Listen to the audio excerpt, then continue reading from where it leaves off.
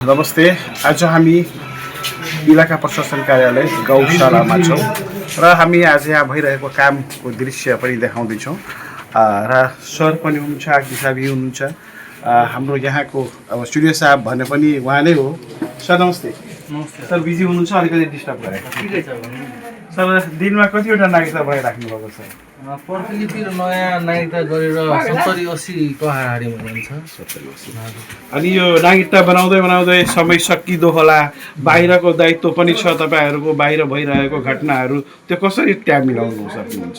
बाहिर भएको घटनाहरूको विषयमा त अब हामीले बाहिर हाम्रो कम्पाउन्डमा भएका जति पनि असंवैधानिक भनौँ गैर कानुन तत्त्वलाई हामीले बाहिर निकाल्यौँ, कम्पाउन्ड बाहिर निकालिदियौँ। यसरी अब हाम्रो यो क्षेत्रको लागि हजुर स्टुडियो साहब नै हुनुहुन्छ। एकदम जस्तै बजारको कुराहरू उठिरहन्छ, माछा बजारको यस्तै कुरा, यो इन्डियन माछाहरू पनि आयो, तौलमा पनि घटीहरू भइरहेछ।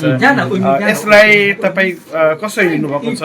अब चुनाव पनि आउँदैछ, यो कुराहरूलाई कसरी लिनुहुन्छ? अब जम्मा एक हप्ता 10 दिनदेखि म यहाँ कार्यभार सम्हाल्दैछु अनि एक हप्ता 10 दिनमा मैले यताको अफिसियल काम अलिक बढी हेरिरहेको छु।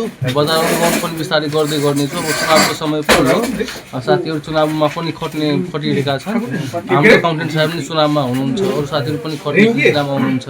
यस्तै अब चुनाव बिचमा पनि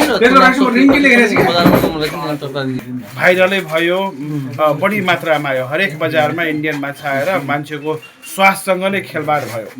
अनि यी कुरा हामी बजार ठेकेदारसँग हुँदै तपाईँसँग आइपुग्यो। यसलाई अलिकति छिटै एक्सन लिने कि के गर्ने, कसरी हेर्ने यसलाई?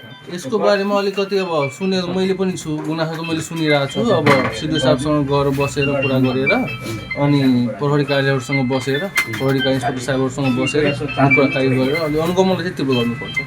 यसलाई समय समाधानमा चाहिँ ल्याउनुपर्छ। अलिकति साह्रो चुनावले पनि जोड्दैछु सर, शान्ति सुरक्षादेखि लिएर विभिन्न अहिले गतिविधिहरू छन् जुन चुनावमा जस्तै अरू चिजहरू हाबी हुने त्यस्ता कुराहरू पनि हामी विगतमा देख्यौँ। र यसमा चाहिँ यसचोटि त झन् के भनौँ, यो हाम्रो होलीको पर्वको मुखमै चाहे त्यो दिन सक्ने र त्यो भोलिपल्ट चुनाव गर्ने त्यो माहौलहरूलाई अलिकति कसरी हेर्नुभएको छ, कसरी यसलाई गर्न सकिन्छ? प्रहरी कार्यालयहरूसँग हामी निरन्तर प्रहरी कार्यालयसँग त्यहाँका प्रमुखहरूसँग टचमा छौँ, कुराकानी भइरहेको हुन्छ। उहाँ पेट्रोलिङ गरिराख्नु भएको छ, नियमित अनुगमनमा जानुहुन्छ, ठाउँ ठाउँमा निर्वाचन स्थलहरूमा गएर हेर्ने अनुगमन गर्ने गरिराख्नु भएको छ। अनि त्यस्तो कि पर्यायमा फेरि हामीले बडी एक्सन पनि लिन्छौँ।